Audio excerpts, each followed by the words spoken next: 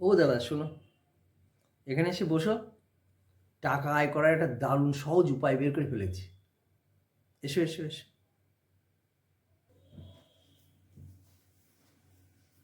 বল, কি বলবি বল।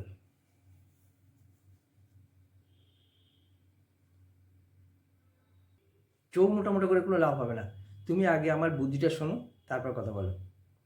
আচ্ছা বল দেখি কেমন বুদ্ধি। দেখো, তুমি একটা কারখানা খুললে, সেই কারখানা চালাতে গেলে যে প্রোডাক্ট লাগে, সেই প্রোডাক্টটা কিনতে হয়, বাজার থেকে কিনতে হয়, বিদেশ থেকে নিয়ে আসতে হয়। তা তুমি তাহলে সেই প্রোডাক্টটা প্রচুর টাকা ইনভেস্ট করতে হবে। তুমি যদি টোটালি প্রোডাক্টে যদি কোনো ইনভেস্ট না হয়, কোনো টাকা পয়সা না লাগে, তাহলে কেমন হবে? অবাস্তব কথাবার্তা।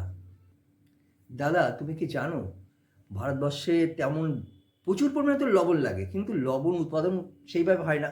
তুমি কি জানো? তুই এসব কথা কি করে জানলি? হ্যাঁ, আমাদের ভারতবর্ষে লবণ সেইভাবে উৎপাদন হয় না। চীন, মার্কিন যুক্তরাষ্ট্র, ইরান, এসব দেশ থেকে প্রচুর পরিমাণে লবণ আমাদের দেশে আসে।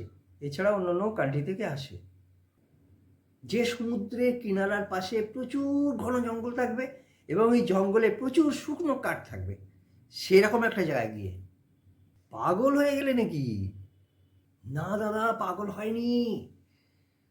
ওই জায়গায় গিয়ে বসে আমরা এখান থেকে 4-5টা বড় কড়া নিয়ে যাব, নিয়ে গিয়ে বিনা পয়সায় সমুদ্রের জল তুলব, আর ফিল্টার করে ফুটাবো, ফুটিয়ে বস্তা বস্তা লবণ তৈরি করবো, ওগুলো বাজারে পাঠাবো লরিতে করে।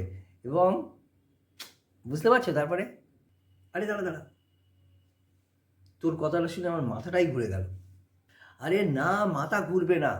যখন পাঁজা পাঁজা টাকা তুমি গুনবে না, তখন মাথা ঘোরা এমনিই বন্ধ হয়ে যাবে। তোর বুদ্ধিটা কিন্তু এবার আমার খুব ভালো লেগেছে। তাহলে চল, দীঘার পাশে একটা বিশাল ঘন জঙ্গল আছে, ওখানে যাবি? দাদা প্লিজ, আমি খুব দুঃখিত। দুঃখিত কেন? আসলে ব্যাপার হচ্ছে, আমি একটু মজা করছিলাম। মজা? তবে তোর বুদ্ধিটা কিন্তু আস্তে আস্তে বাড়ছে। আমার ভালো লেগেছে কথাটা।